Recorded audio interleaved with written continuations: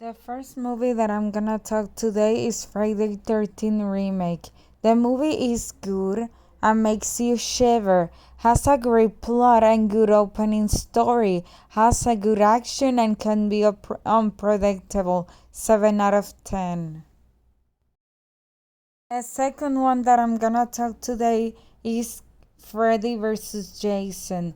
This movie has quite creative and original concept because it mixes comedy and horror.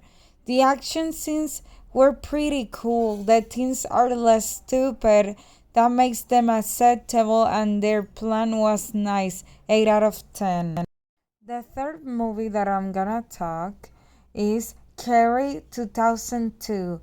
This movie basically makes me feel bad for the protagonist the entire film. The bullying scenes are too real, crude, horrible, and disturbing. I gotta confess that I couldn't see the scenes where the teens were killing pigs to collect their blood to throw it into Carrie.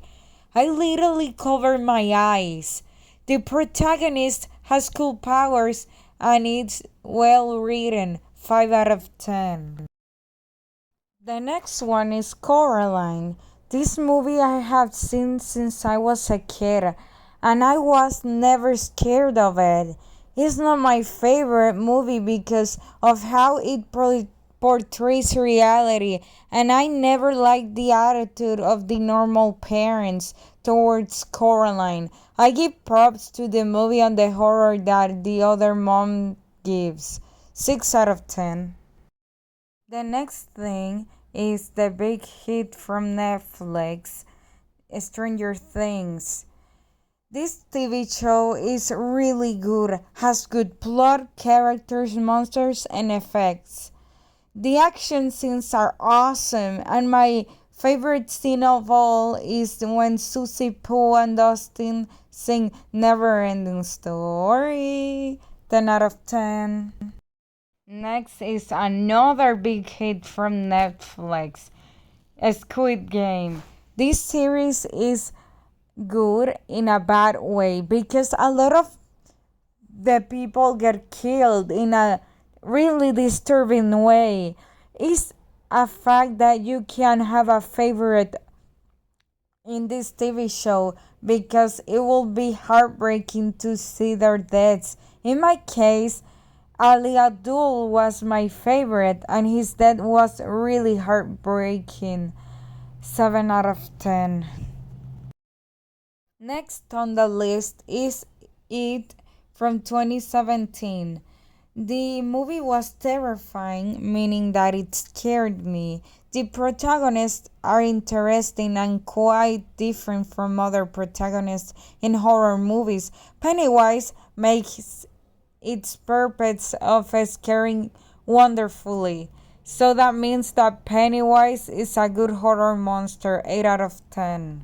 What we have next is Hocus Pocus or Abracadabra, like he said in the picture. This movie is really good, has some great lore and characters. This film sure gives you the Halloween vibe. 8 out of 10. The next movie that I'm gonna talk about is called Hush.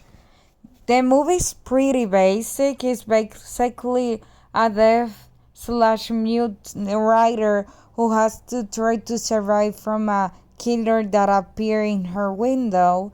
The characters are flat and there's minimum storytelling, meaning that the lore leaves the spectator with a lot of questions. Good thing about this film is that the protagonist, in my opinion, is one of the most intelligent protagonists in a horror movie that I have ever watched. 5 out of 10. The next movie is Corpse Bride / El Cadáver de la Novia is the Spanish title. This movie makes me have mixed feelings because I love the movie, but there's stuff that I hate about the movie, like the ending. I always thought that Emily and Victor had good chemistry. It infuriates me that they didn't end up together.